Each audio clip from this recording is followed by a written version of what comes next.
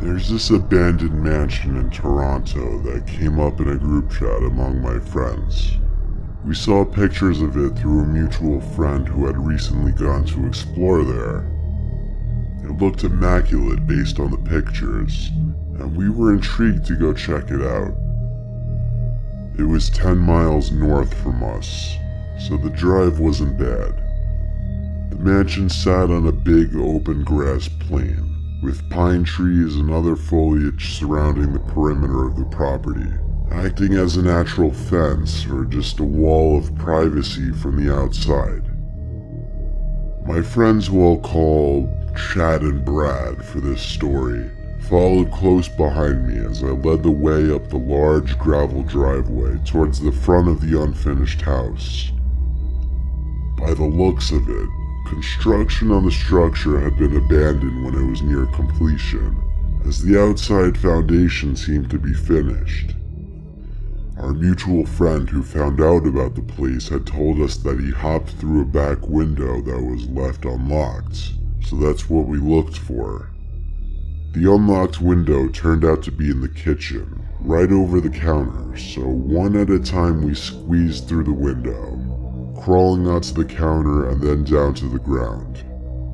First impressions in the kitchen, almost immaculate, minus a few of the cabinet doors sprawled out on the floor as if they had yet to be installed, and just things like sheetrock boards laying around. But everything seemed new, and it was a shame the construction was abandoned. The three of us kind of went our own directions in the house.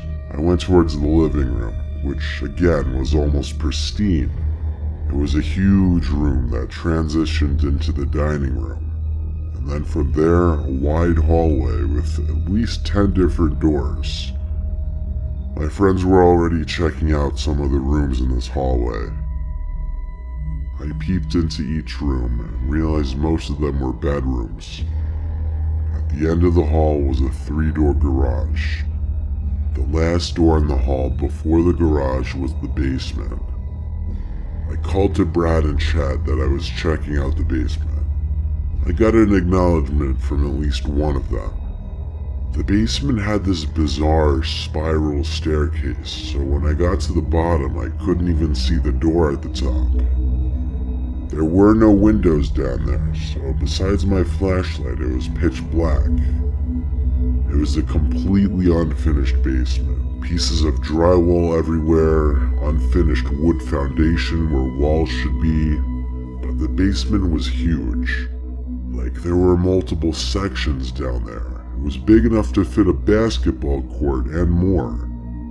Then I came across this back room with a few storage containers.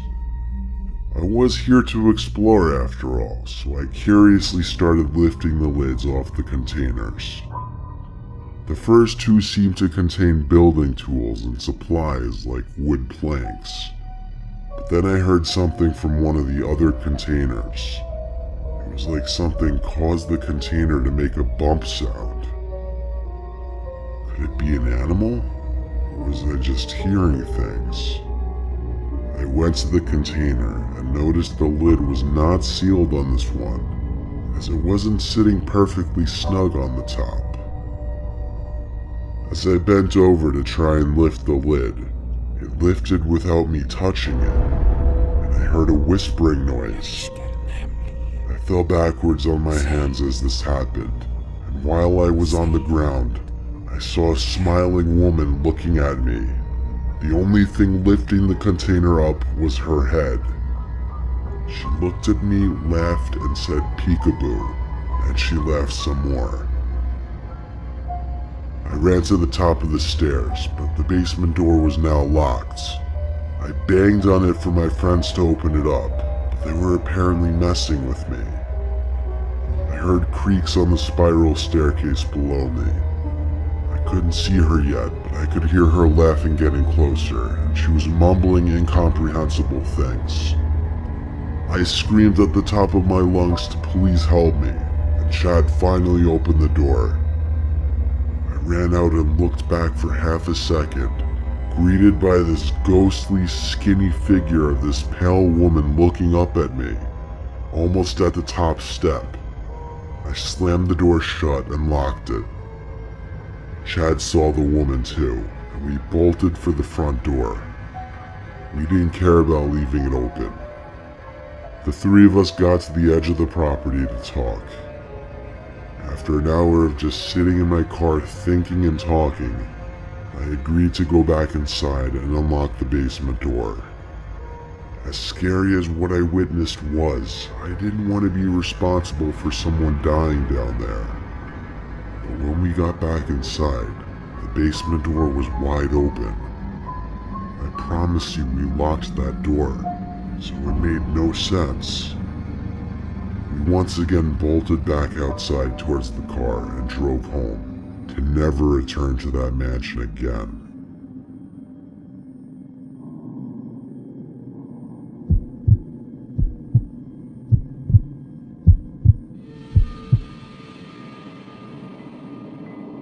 When I was a very young kid, we lived in an upper middle class neighborhood. Lots of space between each house. All the houses on our street were very nice, but there was one abnormally large house. It was closer to a mansion. It sat right across the street from us, and my bedroom window could look across to the windows of the mansion. Since our street was incredibly low traffic, our parents let us play soccer in the street.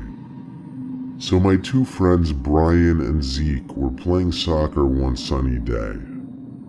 It was usually just the three of us, so we had this kind of free-for-all version of soccer that we made up.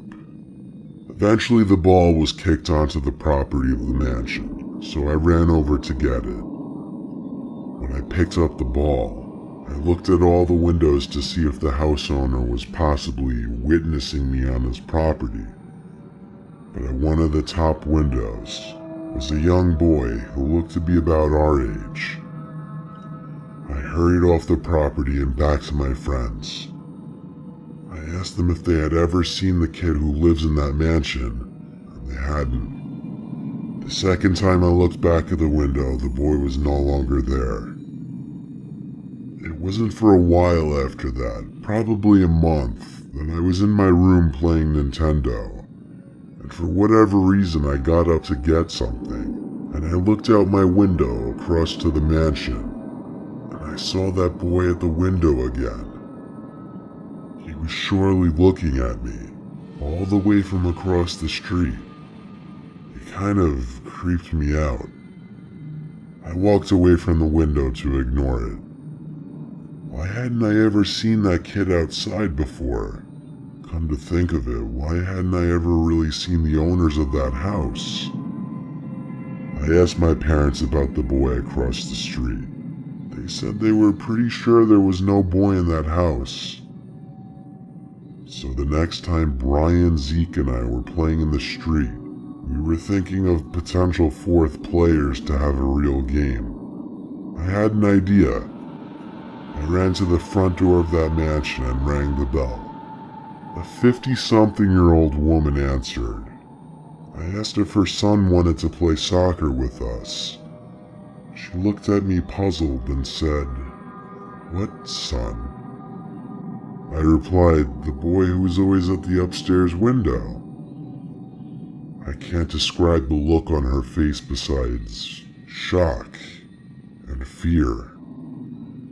She asked me what the boy looked like, and after my best description, a tear rolled down her cheek and she put her hands over her mouth. She brought me upstairs to the room where I kept seeing the boy. It was a boy's bedroom. She showed me a picture of a kid and asked me if this was the boy I was seeing, and I said yes. She told me that was her 8-year-old son Charlie, who died 10 years ago. That woman living there had been alone ever since she lost her son and husband. She believed what I said because I nor my parents would have ever had any way of knowing about her son. She didn't tell me or my parents what happened to her husband or son. As sad as this all was, it was still horrifying.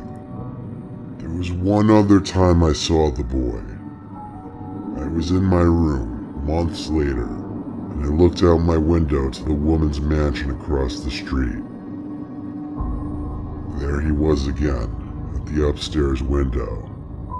I could tell he was looking at me.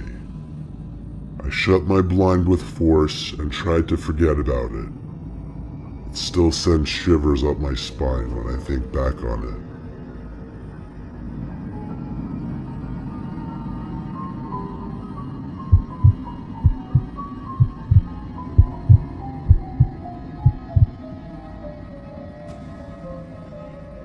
I was once hired to house sit for a friend of a family friend who was going away for a week. In this case, I should call it mansion sit because the family was absolutely loaded, and the mansion sat on the rich side of town in front of a huge lake. I was 21, and it just seemed like a cool job to have for a week.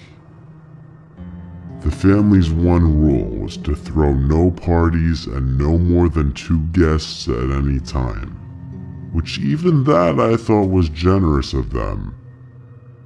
The father's name was Benjamin, and that's the only name you'll need to know. Ben left me a list of things to keep track of every night, which included feeding the 2 cats and 2 parrots, watering the plants, among other things that really won't contribute to the story.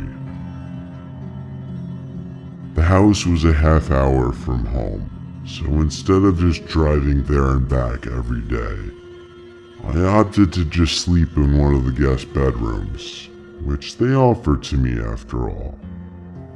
The first day there, I got there very late, so it was a short one that got me kind of warmed up for what to expect the week ahead of me. After doing the insignificant amount of morning chores, I hopped in the pool they had in the backyard. The pool literally overlooked a gorgeous, tranquil lake, and even with the thought of getting to enjoy this unbelievable house for a week, I was still incredibly jealous. As I was in the pool, I noticed through the giant floor-to-ceiling windows to the living room, somebody walking inside. I jumped out from the pool freaking out. I ran to grab the towel and dry myself for a second before storming inside yelling, "Excuse me." I didn't see anyone in the living room, so I entered the kitchen, and there was a fairly large Hispanic woman who looked to be about 35 to 40. She was just standing there as if waiting for me. I asked her who she was and why she was here while trying to keep myself composed and confident. She said in a thick accent that she was the maid who came every day to clean the floors and stuff. She introduced herself as Eliza.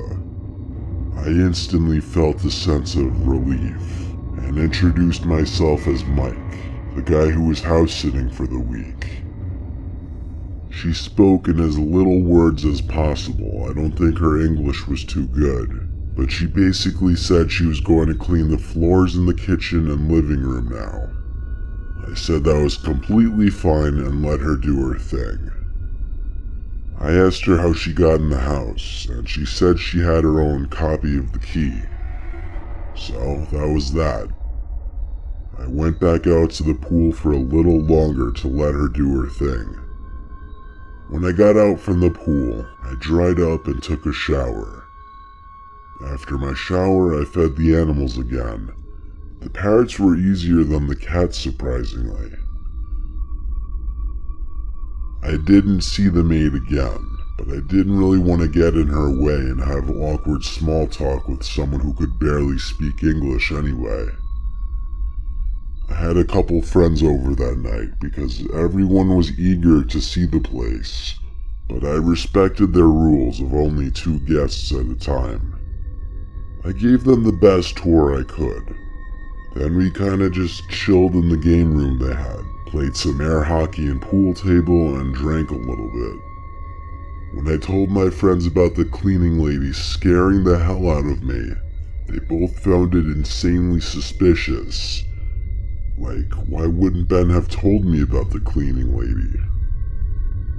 They brought up a good point, so I shot Ben a text, asking about the cleaning lady. He didn't answer right away, and I didn't want to call. My friends wanted to sleep over, but I didn't want to push it. I had no idea if they had cameras in the house or not. So they left, and quickly after I started getting myself ready to lay down in bed. At some point I got a text back from Ben, apologizing for taking so long, and then asking what cleaning lady, with 2 question marks and an exclamation point. I typed back, Eliza, the Hispanic woman who came by and claimed she was the cleaning lady. That's when Ben called me with a concerned voice. He got more details from me after telling me there was no cleaning lady. That was the whole reason they hired me. I felt like I had been taken for a fool. But more importantly, I was terrified that I may not have been in that house alone at that very moment. Ben told me to just hide in the bedroom and that he'd call the police for me. So we hung up, and I waited in the room for the police to arrive. I had Ben on FaceTime when the police arrived, so he could also talk to them. We all looked through the house together, from top to bottom, and we didn't see anyone. I told Ben the lady said she had a spare key, but he said he was confident that that was a lie, because they never made any spare keys. He was confident she simply snuck in when I was in the pool or outside in general. After we were sure there was no one in the house, the police left, but they made sure I locked all the doors and windows before they did so. I spoke with Ben a little longer, who was very comforting, and asked I just hold down the fort and call the police if anything else should happen. We hung up, and I went to bed. I locked the door, of course. I left the air conditioner off so I could hear any potential noises from outside of the room. As I lay awake, subconsciously waiting for a noise, I heard one from under the bed. It sounded like a squeak on the wood floor. I hopped out of the bed and looked under it. There were 2 people hiding underneath. One was the lady from earlier, Eliza. The other was some man probably 10 years older than her, with his hand over her mouth. They both locked eyes with me. I screamed and I ran for the door. The moment that it took me to unlock the door and then open and shut it was more than I was comfortable with. As I did, I heard them crawling out from the bed. I ran outside to my car without my shoes and drove down the street, where I called the police, and then I called Ben again.